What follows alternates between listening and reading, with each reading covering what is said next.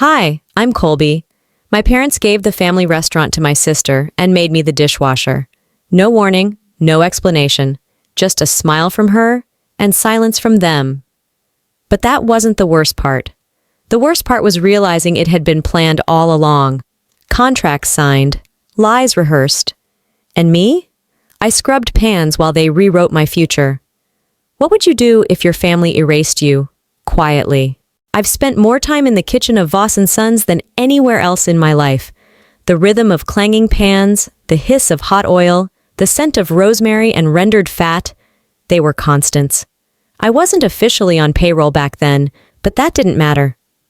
I scrubbed floors, prepped vegetables, and memorized every supplier's delivery day. I stayed late because I wanted to, not because I had to. So when my father called for a family dinner one Sunday evening in January, I felt a flicker of something rare. Hope. Maybe they'd finally see me. A part of me, the part that never stopped seeking approval, thought this was it. We sat at the same old table in the kitchen nook. My mother, Darla, set the meatloaf down like it was the Last Supper. Carla, my older sister, was freshly tanned from some networking retreat in Scottsdale. Dad cleared his throat and put down his fork. I knew that sound. It meant a verdict was coming. "We've made a decision about the future of the restaurant," he said. Carla didn't even try to hide her smile. Mom reached across the table and touched my hand, gently, but without looking me in the eye. "We're handing it over to Carla," she said, like she was announcing a wedding, not a betrayal. My fork stopped halfway to my mouth. "I'm sorry. What?" I asked, blinking. "It just makes sense," Carla chimed in. "I've got the business degree. I know how to handle clients and branding. You're great in the kitchen, Colby, but come on." Dad nodded like this was all logical. "You've always been passionate about cooking. That's important, but running a business takes more than that." Then came the real blow. "You'll still have a place, of course. We thought it would be good for you to start from the ground up. Dishwasher." I didn't move. My fingers pressed against the table until my knuckles turned white. Carla burst out laughing, half pitying, half gleeful. "It's perfect for you," she said. "You love being around food. Now you get to be around it all day." I didn't say a word. I just nodded.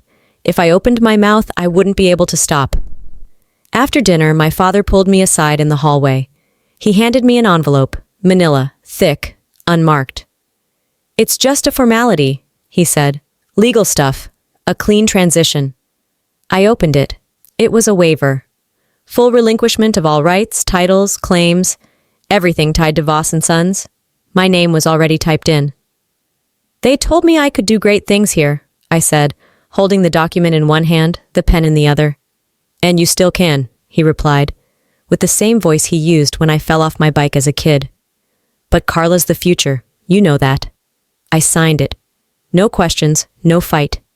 Back in my room, I stared at the ceiling for a long time. The shadows from the ceiling fan spun slowly across the wall, like a carousel with no music. My hands didn't shake. My chest didn't burn. I felt nothing, and that scared me more than rage ever could. I told myself it was fine. Told myself I didn't need their approval. But as I folded my work apron for the next day's shift, something cracked quietly inside me. I didn't know it then, but that was the last night I ever saw myself as their daughter. The meat slicer buzzed like a distant wasp, but my head wasn't in the kitchen. I could still hear Carla laughing, see the contract in my hand, feel the sting of my mother's touch on mine. Light, practiced, dishonest. Something about that dinner kept crawling under my skin like a splinter I couldn't reach. Why did Carla smirk right before Dad spoke? Why did Mom avoid my eyes when she said, "We're so proud of both our daughters"? Something about it all felt too polished, too rehearsed, like I wasn't part of the scene. I was the punchline. A few days after the announcement, I stayed late to clean the back office. We were understaffed that night, so no one noticed when I ducked into the file room. It was just supposed to be a quick inventory check, but tucked behind a stack of outdated menus and supplier lists, I found a manila folder. Curiosity opened it before reason could stop me. Inside, a copy of the official deed transfer to Carla, dated 6 months before the family meeting. 6 months. I stared at the page like it might rewrite itself if I blinked hard enough. They'd called it a discussion. They said they came to a decision. What they meant was, it had already been done, signed, sealed, filed away in the dark like some dirty secret. I didn't cry, not even a single tear. But my body turned to stone. They didn't even pretend, not really. I walked back to the dish pit slowly, each step heavier than the last. The lights overhead buzzed, flickering once like they knew something I didn't. Everything around me started to warp. The walls felt closer, the air thicker. The kitchen, once my sanctuary, now pulsed like a cell. I'd always believed the place would someday be mine, not handed to me, but earned. But it had never belonged to me. It had always belonged to them. The next morning, Carla called a staff meeting in the main dining room. Half the chairs were empty. That didn't stop her from parading around like she was hosting a TED Talk. "So," she began, resting both hands on the back of a chair, "I want to make something clear. We all have different strengths. Mine just happened to include, well, leadership." A few chuckles. Not many. "And Colby's? She's incredible in the kitchen, with a sponge." The laughter that followed wasn't loud, but it didn't need to be. It landed like a slap in a silent room. "Let's be honest," she added with a wink. "Some people are just meant for the back." My breath caught. I didn't move. I didn't speak. I didn't flinch. Luther didn't say a word. He shifted his weight, but his eyes stayed locked on the floor. Not a single person stood up for me. Not even the dishwasher I had helped train last month. That was the moment I realized my silence wasn't neutral. It was being used against me. After the meeting, I went back to my station. I scrubbed dried béarnaise off a saucepan while the voices from the dining room faded. I focused on the rhythm. Water, scrub, rinse, repeat. Over and over. Until the water was too hot, and my skin was too red, and I didn't care. They thought they'd buried me beneath the steam and the stainless steel. But I wasn't being buried. I was being forged. The moment I walked back into the dish pit, I wasn't a victim anymore. I was a blueprint. The shift was subtle. At first, I thought I was imagining it, but then conversations died the second I walked into a room. Smiles thinned, eyes dropped. Tasks I normally handled were reassigned without a word. My station stayed clean, too clean. It was like I was being erased in slow motion, and no one had the decency to say it out loud. Orders started bypassing me entirely. Carla didn't need to shout. Her message came wrapped in silence, and silence spread like rot. The first to go was Manny, our weekend prep cook. We'd worked together since I was 16. One day he just wasn't on the schedule. No goodbye, no heads up. Then went Lisa, our only hostess who still greeted me by name. Then Jeff from pantry, transferred to corporate training with zero notice. I asked Luther once, just once, what was going on. He looked me dead in the eye and said, "Stay out of it." I didn't ask again. It didn't take long to see the pattern. Everyone who ever showed me kindness vanished. Carla never mentioned my name. She didn't have to. Her hand was everywhere, in who got shifts, who got hours, who got axed. She wasn't punishing me. She was starving me of community. One night, as I boxed silverware, I overheard a line cook whisper to the new server, "Keep your distance. That's Carla's sister. It's complicated." I pretended not to hear, but it rang in my skull all night like a smoke alarm I couldn't silence. I didn't shout. I didn't throw things. I took notes. The restaurant used to be oxygen. Now it was smoke. Thick. Suffocating. Every corner knew I didn't belong, and no one dared say why. The same people I used to train now flinched when I got too close. I became a ghost with an apron. Then came the engagement party. Cousin Anna, 2 years younger than me, was getting married to some Wall Street boy with a shiny smile and no personality. My family showed up in pastel and pearls like it was a red carpet event. I wore black. Not for mourning, just to feel solid. I wasn't supposed to overhear it, but I did. My mother stood beside Aunt Teresa near the dessert table, holding a champagne flute with her usual grace. She leaned in, her voice just low enough to be dangerous. "Carla's the face," she said with a gentle laugh. "Colby's more behind the scenes. She likes it that way. She's quiet, simple." Simple. She didn't say it to hurt me. That's what made it worse. She believed it. I didn't interrupt. I didn't defend myself. I just froze. I watched her speak my identity into existence like it was gospel. She didn't forget me. She reinvented me, reduced me to a shadow of someone I no longer recognized. That night, I didn't sleep. I stood in the kitchen after close, staring at the dish pit like it might say something back. The steam curled off the steel sink. My reflection in the metal looked like it was sinking. They hadn't screamed me out of the room. They'd ghosted me inside it. They weren't punishing me. They were pretending I never existed. It started with a voice. Soft, distant, carried across the prep line like a rumor that knew exactly where to land. Her mom pulled strings to get Carla across that stage. You didn't hear it from me. I froze mid-cut. My knife hovered above the cutting board, the half-sliced shallot blurring in front of me. Two servers in the corner kept whispering, not realizing I could hear every word, or maybe realizing too well. She was flunking hard, one said. Darla called in some favors. That's what I heard anyway. The room buzzed back to normal in seconds, but something inside me had already shattered. I moved on autopilot for the rest of the shift, each task a loop I couldn't break. Wash, prep, plate, repeat. That weekend I saw confirmation with my own eyes. At a charity auction downtown, some gala event Mom insisted I attend for family presents, I cornered Mrs. Klein. She'd known our family since we were kids, and 3 glasses of wine had loosened her usual tight-lipped composure. Your mom really went to bat for Carla back then, she said, swirling her Cabernet. Dean's office, board of trustees, whole thing. I always thought it was sweet in a way. Sweet. 16 years ago, I was staying up till 2 a.m., rewriting term papers and watching Carla stumble in drunk from yet another frat mixer. I thought she just got lucky. Turned out, luck wore a pearl necklace and signed backdoor paperwork. That night, I couldn't sleep.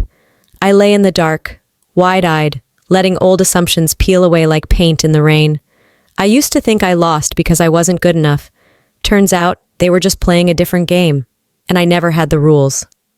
Back at the restaurant, I was off the prep list again. A big VIP dinner was coming up. Real estate investors, long-time regulars, the kind who used to remember me by name. But I wasn't on the team that night. I stayed near the dish pit, head down, hands busy. From my vantage point, I could see Carla schmoozing in the dining room, laughing too loud, snapping at the kitchen staff under her breath. The energy was off. Plates were lagging. Orders missing garnishes. I could smell something burning. Then came the complaints. Cold entrees, overcooked steaks, a wrong bottle of wine. The next morning she called a full staff meeting. Everyone stood like statues, shoulder to shoulder, the tension thick as smoke from a grease fire. Carla stepped out in heels and a blazer, like she was addressing shareholders. I'm not naming names, she said, tone icy. But whoever was in charge of inventory last week really dropped the ball. She turned slowly. Her eyes landed on me. There was no reason, no evidence, just a schedule with my name on it. Swapped in, I realized now, just in time to frame me. I waited for someone to say something. Anyone. Nothing. I didn't argue. I didn't defend myself. I just looked at her, then at the rest of them, every face avoiding mine. Then I walked. Past the line, past the hostess stand, out the back door.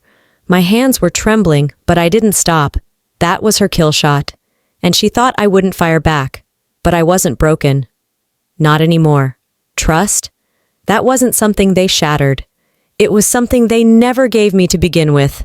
And if they were done pretending I mattered, I was done pretending I didn't. The shipment was late. Again. I wheeled the boxes into the kitchen, stacking them next to the walk-in, and slit one open. The scent hit first, metallic, almost sour. Then the packaging, generic labels with faded logos I didn't recognize. This wasn't our supplier. These weren't the cuts we built our name on.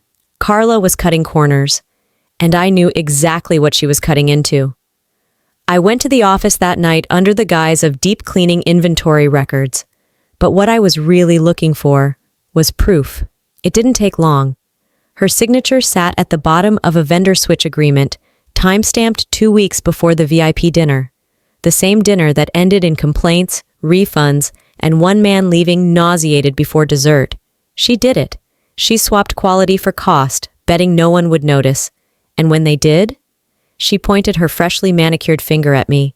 She gambled with our reputation and blamed me when it collapsed. This wasn't carelessness. This was strategy. The next morning, I walked through the kitchen like I didn't know, like I hadn't seen the contracts. But every movement felt heavier. The line cooks glanced at me, then back down. No one said a word. They didn't need to. My silence had made me guilty in their eyes, and Carla had made sure they had a narrative ready. I leaned against the back wall during break, watching steam rise from the sink like it had something to confess. I felt it building, something underneath my ribs, curling tight. If no one here would speak the truth, I would take it elsewhere. But where? That question hung unanswered until the end of my shift. I went to change out of my apron, opened my locker and saw it. A folded note, no envelope, no handwriting I recognized, just 3 lines in black ink. They were wrong. You were never the problem. You deserve better. No name, no explanation, but something about it cracked me open. Like someone had seen through the noise, the shame, the story they were trying to write me into, and rejected it. I read it again, and again, then tucked it into my jacket pocket like it was currency. I didn't know who wrote it, didn't care, because in that moment, it was the first time in months, maybe years, I didn't feel insane. I sat in my car long after the building had gone dark. The note was still in my hand, edges damp from my grip. I didn't cry. I didn't scream. I didn't even start the engine. Instead, I thought about every shift I stayed late to cover, every compliment Carla took credit for, every recipe of mine she slapped her name on in press interviews. I thought about the freezer full of knockoff meat, the silence of my coworkers, the smear campaign that wore my schedule like a noose. And then I thought about this piece of paper. If someone still believed in me, maybe I didn't have to wait for permission to believe in myself. The note never left my jacket pocket. I folded it until the edges softened, creased it so many times the ink nearly bled through. But I never threw it away. It was the only thing in that building that didn't lie to me. I still showed up, still scrubbed pans, still clocked in early, left late. The silence hadn't gone away. It had simply changed shape. It wasn't exile anymore. It was planning. They thought I was retreating. I was reloading. 2 weeks after the note appeared, Jesse showed up. Not in the dining room, not on the schedule. At the back entrance, in street clothes and a hood up like he was sneaking into a speakeasy. "You free for a second?" he asked, barely above a whisper. I followed him outside. The alley smelled like fryer grease and smoke. Jesse shoved his hands into his pockets and didn't look me in the eye. I wrote the note. I didn't speak, just waited. I saw what they did to you, what Carla did. I wanted to say something, but I didn't. "You left," I said. "Yeah, because I couldn't pretend anymore, and because I didn't know how to fix it." "You still don't," I said flatly. "No," he admitted, "but I want in. Whatever you're planning, I want in." That word, planning.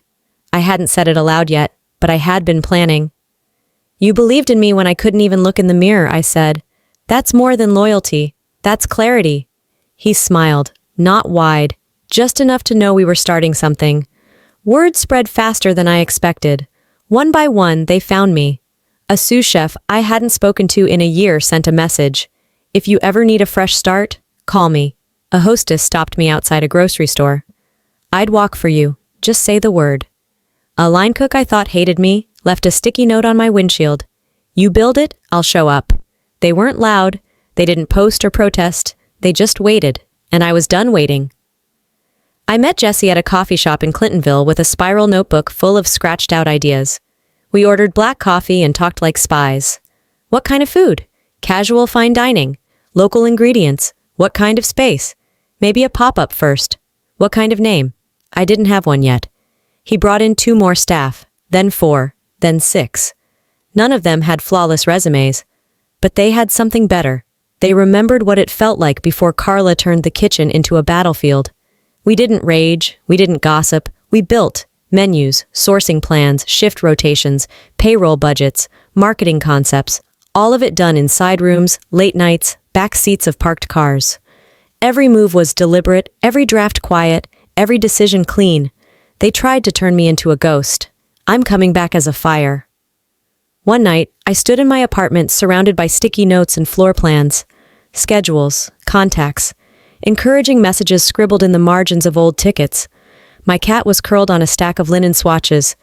Jazz played low on the record player. Outside, the city carried on like nothing was about to change, but everything was about to change. The blueprint was complete. All that was left was to build it loud enough for them to hear. Friday night at Moss plus Ember felt like electricity humming beneath the walls.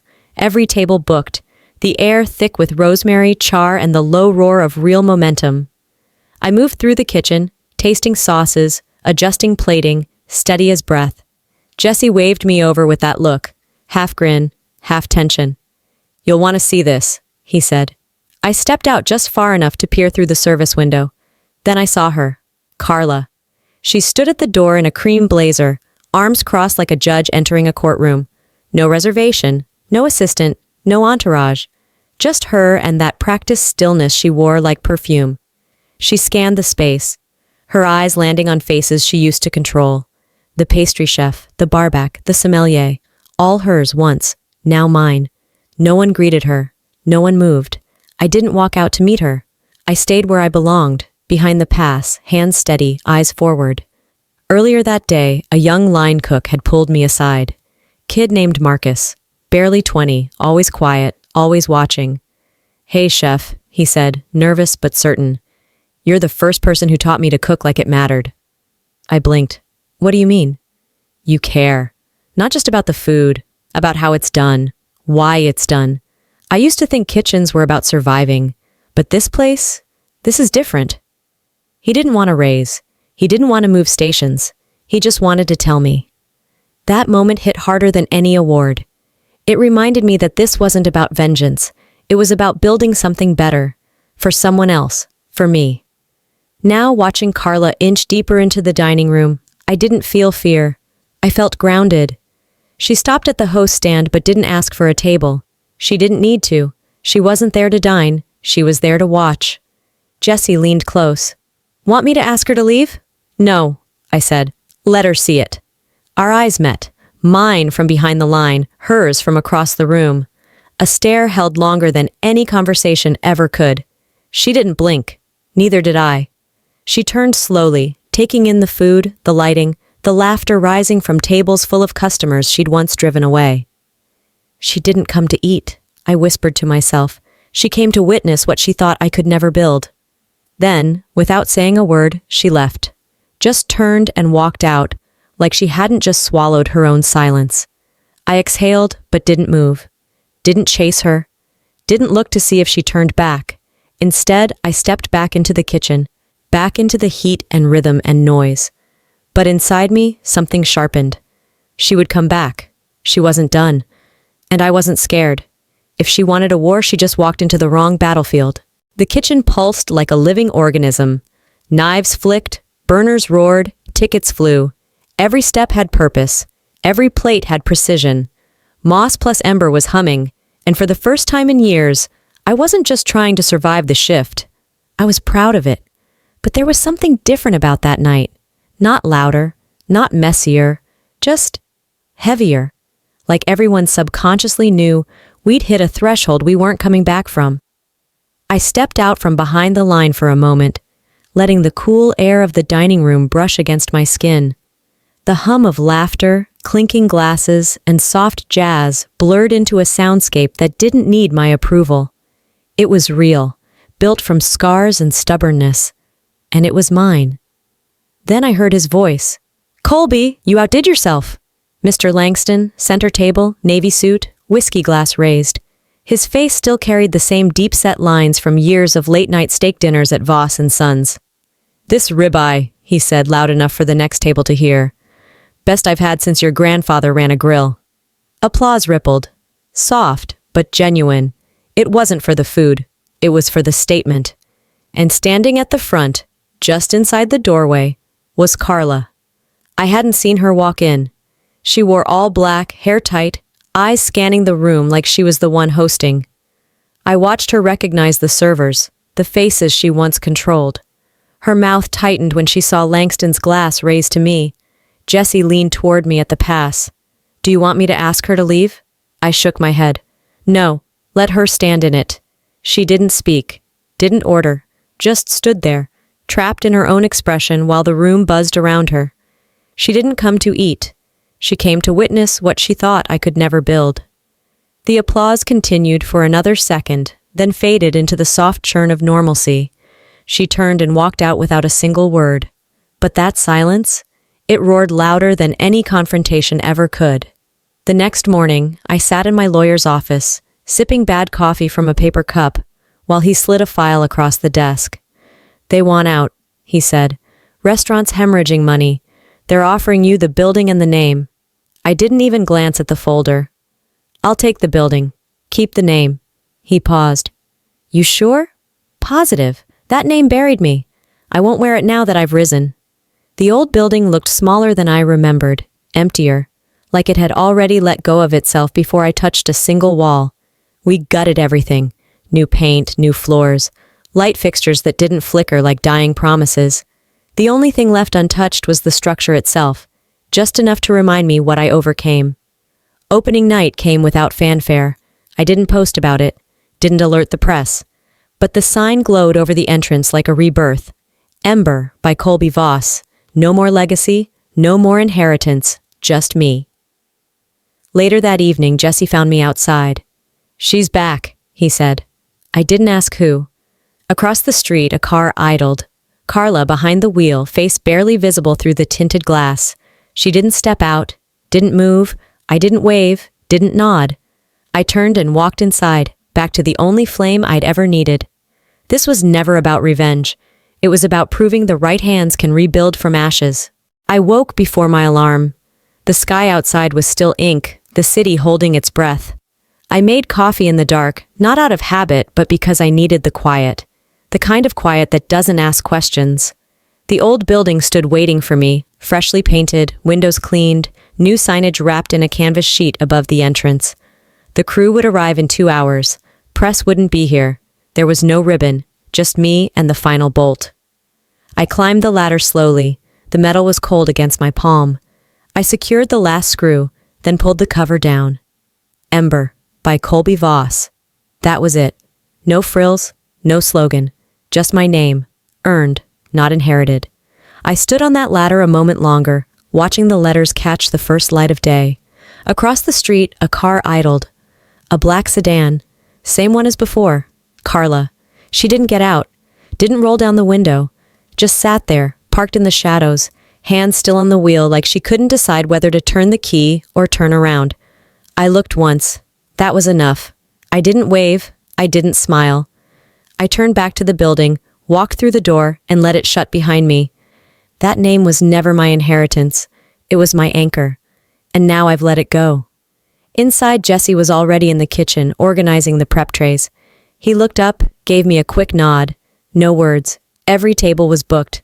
I hovered my hand above the first ticket on the line, read it once, read it again, called it out. The kitchen lit up like it always had. Flames, noise, movement. But this time, it wasn't chaos. It was purpose. While the food flowed, my thoughts drifted. My parents hadn't called since the sale. No congratulations, no apology. I didn't expect one. Carla hadn't come back. Not really. Watching from across the street was the closest she could get without admitting anything. I wondered if that distance was her punishment or her freedom. I walked into what used to be my father's office. Now, a quiet wine room, neutral walls, mahogany shelves. The only remnant was an old framed menu I'd left leaning against a crate during construction. I picked it up. Voss and Sons, Est, 1982. I didn't smash it, didn't burn it. I opened a drawer, slid it in, locked it. Letting go doesn't always need fire. After closing that night, I stepped out into the warm air.